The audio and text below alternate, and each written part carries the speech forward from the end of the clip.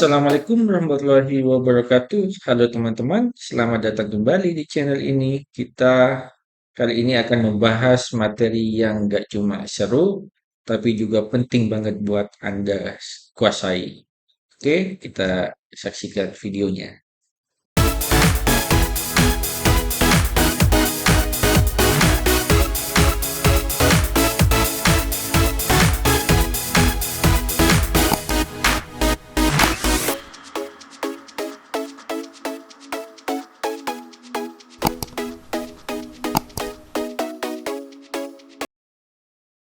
Assalamualaikum warahmatullahi wabarakatuh.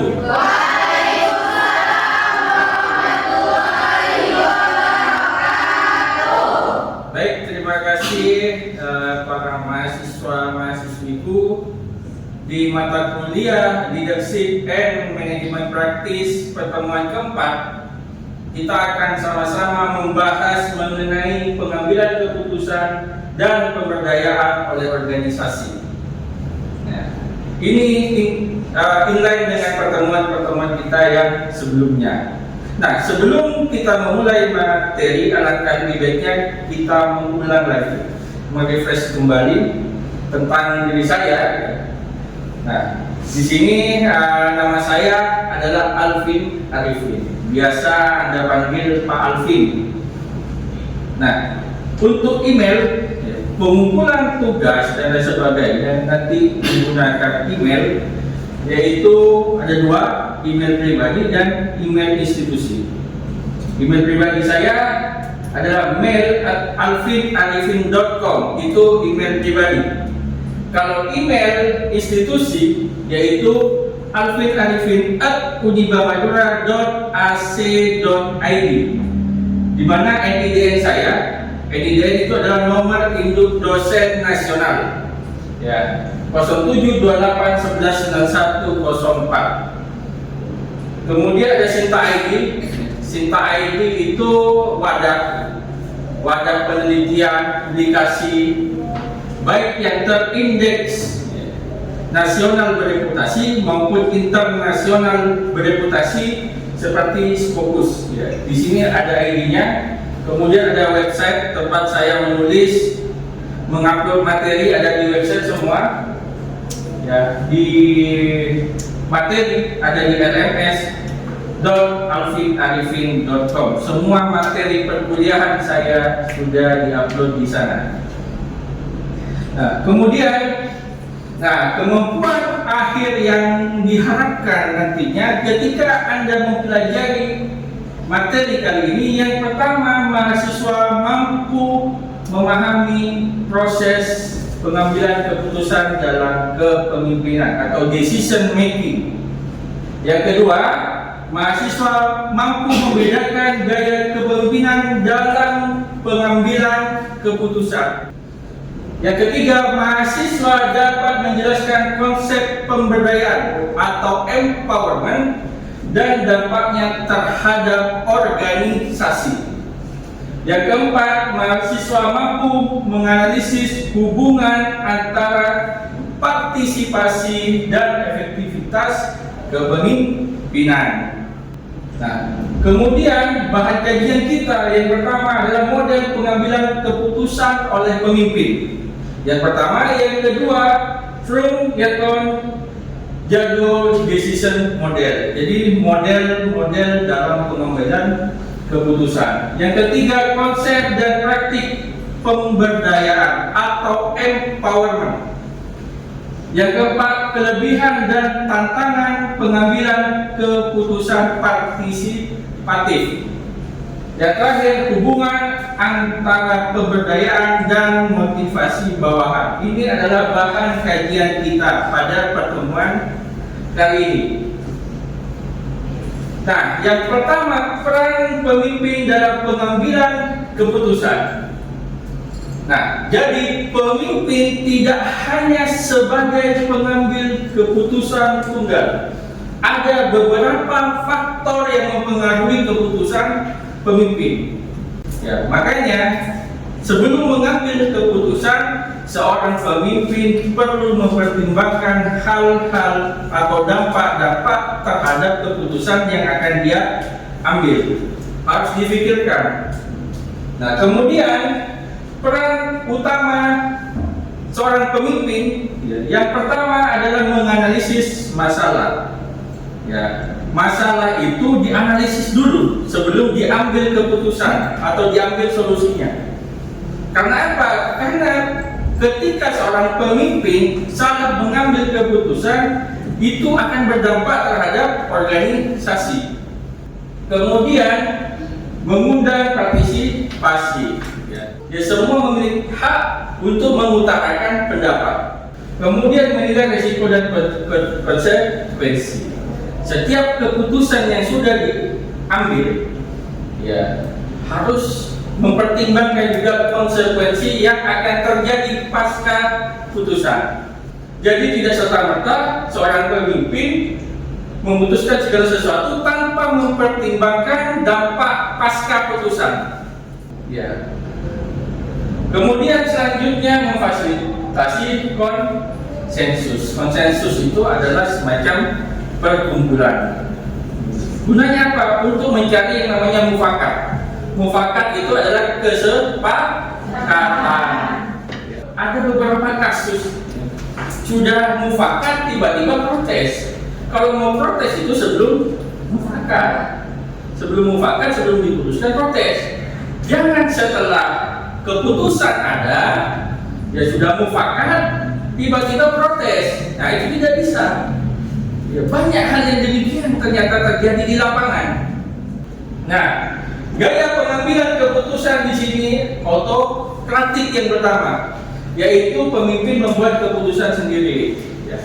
Gaya kepemimpinan ini biasanya disebut dengan gaya kepemimpinan otoriter. Ya, apakah perlu otoriter, Pak? Perlu. Ya, ketika anggotanya itu pasif, perlu otoriter. Kalau pasif akan memunculkan gaya pengambilan keputusan yang autokratik. Ya, apa-apa tergantung pemimpinnya. Kenapa? Karena anggotanya pasif. Kemudian ada yang kedua, cara pengambilan keputusan yaitu konsultatif. Jadi pemimpin berkonsultasi dengan anggota sebelum memutuskan. Ya, jadi keputusan itu ya sifatnya konsultatif, dibicarakan oleh banyak orang, dibicarakan dengan banyak orang, sehingga apa? Keputusan yang akan diputuskan nantinya itu dapat diterima. Kalau yang pertama mungkin banyak yang tidak terima, karena tunggal. Ya, pemimpin memutuskan ya, tanpa melibatkan anggota. Yang ketiga adalah partisipatif. Keputusan dibuat bersama tim secara demokratis. Ya, itu. Nah, ada yang ditanyakan? Oke, Siti. Baik, saya ingin bertanya. Tadi Bapak sudah menjelaskan gaya pengambilan keputusan ada 3. Yang pertama ada autokratif, yang kedua konsultatif, dan yang terakhir partisipatif. Menurut Bapak, dari ketiga gaya pengambilan keputusan tersebut mana yang lebih baik? Baik, pertanyaan yang bagus, Siti. Jadi dari ketiga gaya pengambilan keputusan ini mana yang terbaik? Nah, yang terbaik di antara ketiganya tergantung kepada situasi dan kondisi organisasi.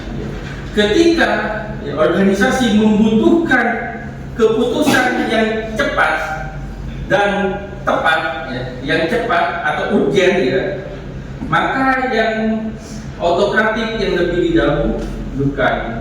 Ketika misalnya ada sesuatu yang urgen, jangan musyawarah dulu, kelamaan, langsung diputuskan. Ibaratnya ketika ada kebakaran di rumah Anda misalnya, jangan negosiasi dulu, jangan musyawarah dulu, langsung padamkan api itu. Ya, ketika misalnya ada maling di rumah Anda, jangan negosiasi dulu, jangan musyawarah dulu, tangkap itu maling. Sama dengan itu, tergantung situasi dan kondisi. Jadi kalau kondisinya urgen, ya ini. Ya. partisipatif di sini ya, eh, lebih demokratis ya. Ketika kita membutuhkan solusi atau membutuhkan keputusan ya, yang sifatnya bisa meminimalisir adanya konflik ya, maka yang ketiga ini lebih baik karena sifatnya demokratis ya. Demokratis itu musyawarah mufakat, memberikan ide misalnya, menyumbangkan ide dan lain sebagainya, kemudian diputuskan. Nah, kemudian di sini ada model gitu ya, ada model Freud, Newton dan Jacob. Ini nama orang ini. Ya, nama orang ya, ya teori ya, simplified begini. Ada 3 model ya, tentang decision making, ya, pengambilan keputusan. Nah, faktor penentu dalam pengambilan keputusan tadi yang pertama, waktu yang tersedia. Ya, biasanya ya, ketika jarak waktunya lama biasanya ya, itu keputusan itu lebih matang gitu ya. Ketika jarak waktunya lama. Karena apa? Masih ada waktu untuk berpikir. Berbeda ketika misalnya keputusannya diminta cepat. Yang diperlukan apa ketika keputusan yang diminta cepat, Pak? Yang diperlukan adalah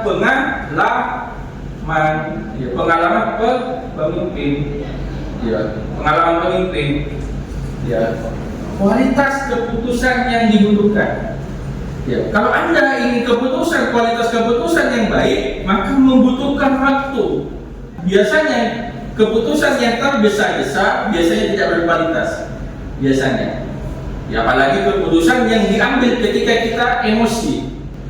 Kalau Anda jadi pemimpin, ya, jangan mengambil keputusan di saat emosi.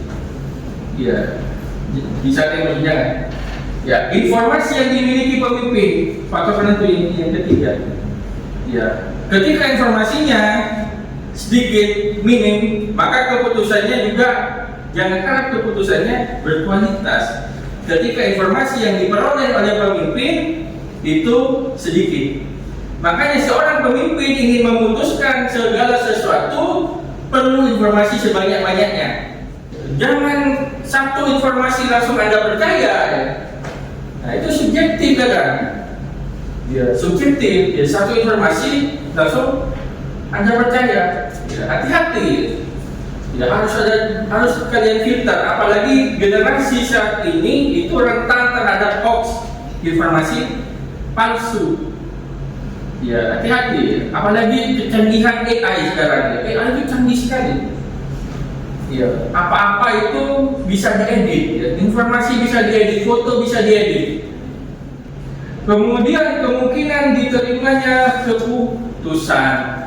Nah, misalnya ketika kita memberikan alternatif pilihan keputusan itu, ya carilah yang sekiranya dapat diterima oleh anggota.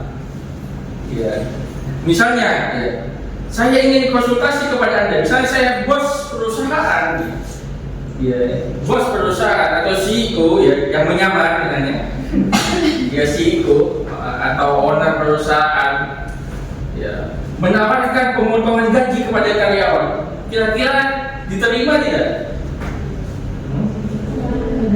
Tidak kalau pemotongan gaji. Iya. Kemungkinan diterimanya kecil. Ya, tetapi sebaliknya misalnya, ya, ketika saya memutuskan misalnya akan menaikkan gaji karyawan, kira-kira diterima? Terima. Nah, diterima kemungkinannya. Padahal ya belum tentu saya menaikkan gaji Anda itu secara signifikan. Ya. Contohnya misalnya apa, Pak? Misalnya ya, gajinya Siti itu ya 2.500.000 misalnya. 2.500.000 saya naikkan misalnya 2.505.000, benar? Ya, apakah naik? Naik. Signifikan tidak? Tidak. Ya, naiknya cuma 5.000 rupiah, ya. Tidak signifikan. Hati-hati ya. hati-hati ya. Naiknya naik ya. Ketika ditanya apakah Anda menaikkan gaji karyawan, saya naikkan. Ya, tetapi kenyataannya tidak signifikan, tidak ada dampaknya kepada karyawan. Ya, nah, tidak ada dampaknya. Nah, kemudian keterlibatan anggota tim dalam masalah. Ketika keputusan dirumuskan atau diputuskan secara mufakat, ya, keputusan yang diputuskan secara mufakat, ya, ketika ada masalah, ya, kemungkinan anggota itu akan bertanggung jawab. Kenapa? Karena diputuskannya secara bersama-sama. Ya, bayangkan kalau yang memutuskan cuma satu orang, yang bertanggung jawab siapa? Satu orang itu. Ya, satu orang itu. Kalau diputuskan secara bersama-sama, maka yang bertanggung jawab adalah semuanya. Ya. Nah, keputusan partisipatif di sini kelebihan dan tantangannya. Yang pertama, kelebihannya meningkatkan komitmen bawahan. Kalau bawahan sudah dilibatkan oleh atasan, ya, biasanya akan meningkatkan komitmen. Ya, beberapa penelitian terdahulu, ya, menjelaskan bahwa partisipasi anggota itu dapat meningkatkan komitmen terhadap organisasi. Ya, karena merasa dihargai, ya, merasa diberdayakan, ya, merasa diberdayakan. Kemudian menghasilkan keputusan yang lebih kaya. Maksudnya lebih kaya itu banyak keputusan yang terbaik di antara beberapa keputusan, di antara beberapa alternatif pilihan. Ketika ada alternatif pilihan, ya, pilihan keputusan itu akan lebih kaya, banyak pilihan, ya, timbang hanya satu pilihan. Kemudian menghasilkan mendorong kreativitas dan keterlibatan. Empowerment kuncinya adalah melibatkan anggota dalam pengambilan keputusan. Melibatkan, ya, melibatkan. Empowerment asal katanya dari power, daya, ya, ditambah empowerment jadi pemberdayaan. Ya, memberikan wewenang kepada bawahan, ya, untuk terlibat dalam pengambilan keputusan. Kemudian tantangannya menghabiskan waktu. Ingin keputusan yang berkualitas, menghabiskan waktu. Ya. Kalau banyak kepala yang berpikir itu, otomatis banyak waktu yang dicurahkan. Ya, dicurahkan. Potensi konflik. Contohnya apa? Kalau banyak kepala yang berpikir, ada banyak kepala yang memberikan gagasan, akan muncul potensi konflik di situ. Ya. Yang A, si Siti misalnya setuju, ya, si Selamat tidak setuju, itu kan sudah konflik. Ya, si A setuju, si B tidak setuju, ya, si C abstain. Abstain dalam artian tidak memilih, netral. Itu konflik itu, ya. Perbedaan pendapat itu akan menimbulkan konflik, apalagi yang berpikir banyak. Ya, itu tugasnya pemimpin, ya. Tugasnya pemimpin untuk meminimalisir adanya konflik. Nah, tidak semua anggota siap berpartisipasi. Ada yang aktif, ada yang pasif. Itu hukum alam. Ya, ada siang, ada malam. Ada yang aktif, ada yang tidak aktif. Ya, di dalam organisasi tentunya di dalamnya berisi karakteristik individu yang berbeda, ya, tidak sama, ya, berbeda-beda, ya, tidak bisa disamakan, Karena apa? Karena karakteristiknya sudah berbeda. Anak saudara kandung saja, satu ibu, satu bapak, ya, sifatnya bisa berbeda, apalagi ini organisasi. Oke, ya. Dewi, ada yang ditanyakan? Baik, saya ingin bertanya bagaimana cara meminimalisir konflik. Oke, pertanyaan bagus, ya. Cara meminimalisir konflik. di dalam organisasi. Ya, itu juga yang salah satu cara meminimalisir konflik. Salah satunya adalah ketegasan seorang pemimpin. Ya. Pemimpin harus tegas. Ya. Dan juga harus ada aturan, ya, aturan tentang bagaimana ketika muncul yang namanya konflik. Misalnya, ya, kalau tidak bisa diselesaikan dengan cara musyawarah, misalnya, bisa dengan cara yang lain. Contohnya voting, ya. Atau misalnya voting pun tidak bisa, maka keputusan akhir mutlak di tangan pemimpin. Ya, kalau misalnya konflik, ya, tidak ketemu jalan keluarnya, maka yang memutuskan adalah seorang pemimpin. Dan itu sifatnya mutlak, sudah harus ada aturan yang mengatur itu. Misalnya ketika muncul konflik, ya, segala aturan sudah diupayakan, tetapi tetap, ya, tidak ada solusi, maka keputusan akhir ada di tangan pemimpin. Ya. Nah, dalam konsep pemberdayaan sekarang kita berbicara mengenai empowerment, ya. Pemberdayaan adalah proses meningkatkan otonomi, motivasi dan kepercayaan diri individu untuk membuat keputusan dan bertindak. Jadi memberikan wewenang, otonomi itu wewenang khusus, ya. Memberikan wewenang khusus, ya, kepada bawahan untuk berkreasi, ya, untuk berkreasi, ya. Ya. Nah, fungsinya apa, Pak? Agar bawahan itu merasa yang pertama dihargai, yang kedua akan muncul inovasi.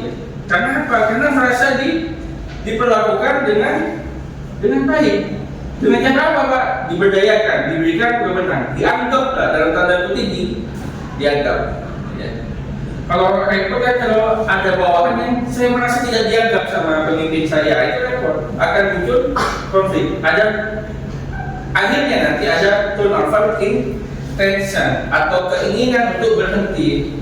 Saya mau berhenti aja, saya tidak dianggap juga. Saya lebih dihargai di tempat lain daripada di tempat ini, misalnya. Itu bahaya. Nah, itu konflik juga. Jangan sampai karyawan berpikir seperti itu. Saya lebih dihargai di tempat lain daripada di tempat saya sendiri, sehingga saya ingin pindah. Nah, itu bahaya.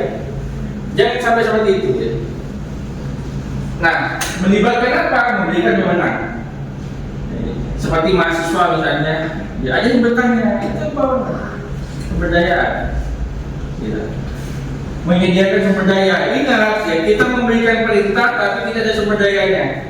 Misalnya, ya, kita menuntut Anda untuk bisa menyetir mobil, tapi kita tidak memberikan Anda, menyediakan Anda mobil. Sama hanya bohong gitu kan. Ya. Kita menuntut Anda untuk pintar, tapi tidak disediakan pembelajaran yang memadai. Sama saja bohong. Makanya sumber daya juga penting. Ya, penting. Jangan hanya teori, ya. Perlu ada praktek. Ya, praktek. Nah, itu membangun rasa kepemilikan yang terakhir. Ketika kita diberdayakan, kita akan ada perasaan memiliki terhadap organisasi. Ya, sehingga apa? Sehingga keinginan untuk pindah atau keinginan untuk berhenti sedikit atau kecil, ya, kecil. Ada yang tanyakan? Ya, Anita apa? Baik, Bapak, saya ingin bertanya, bagaimana cara agar karyawan tidak memiliki keinginan untuk berhenti? Bagaimana cara agar karyawan tidak memiliki keinginan untuk berhenti? Ya, bagaimana caranya? Itu gampang. Ya, salah satunya dengan melalui pemberdayaan. Ada banyak cara. Ya, membuat mereka merasa dihargai, ya, diberdayakan, merasa dihargai. Ya, makanya seorang pemimpin harus peduli kepada bawahannya. Setiap bawahan, setiap karyawan tentunya memiliki masalah mereka masing-masing. Tergantung kepekaan kita sebagai seorang pemimpin. Ya. Jangan hanya laki-laki yang dituntut peka. Ya, jangan hanya laki-laki. Ya. Kalian seorang pemimpin masa depan itu juga harus peka.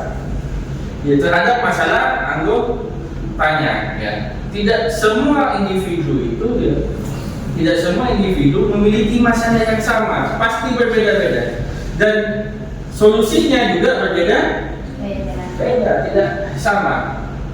Ya. Nah, dimensi pemberdayaan di sini dimensi ada meaning atau pekerjaan yang bermakna. Jadi memiliki pekerjaan yang bermakna.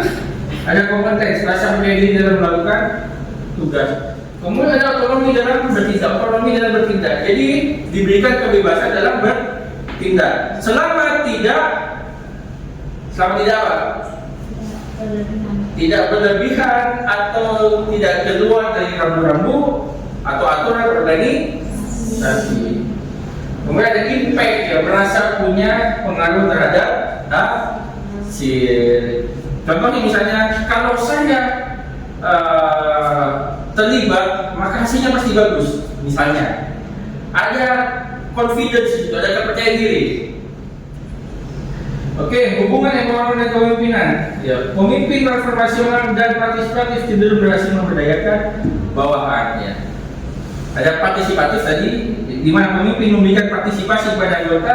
Ada pemimpin transformasional yang bisa berubah-ubah, ya.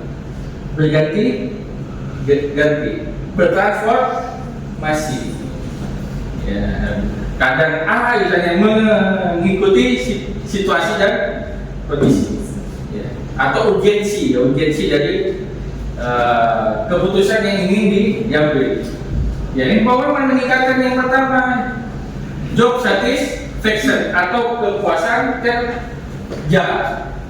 Yang kedua komitmen organisasi, ya, komitmen. Ya. Kemudian yang ketiga produktivitas dan inovasi. Semakin dia diberdayakan, semakin dia produktif. Ya. Namun perlu dukungan budaya organisasi dan kepercayaan interpersonal. Ya. Makanya trust ya, terhadap seseorang itu penting. Bagaimana seorang pemimpin memberdayakan orang lain, memberdayakan bawahannya, tetapi dia tidak percaya terhadap bawahannya. Ya, makanya perlu adanya kepercayaan interpersonal. Ya. Oke, ini adalah kesimpulan dari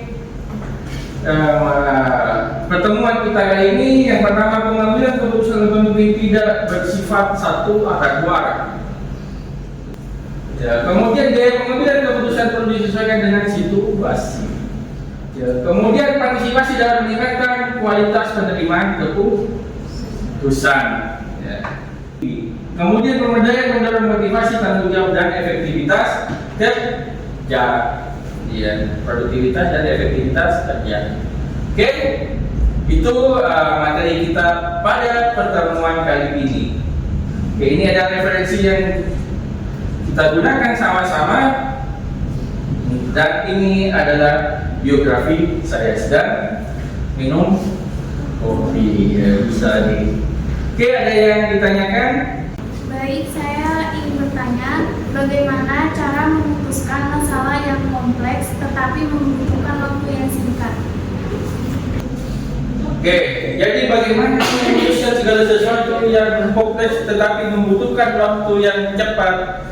Nah, makanya perlu adanya ya, dukungan dari anggota, ya, partisipasi dari anggota. Kenapa? Karena dia tidak pemimpinnya saja yang berpikir.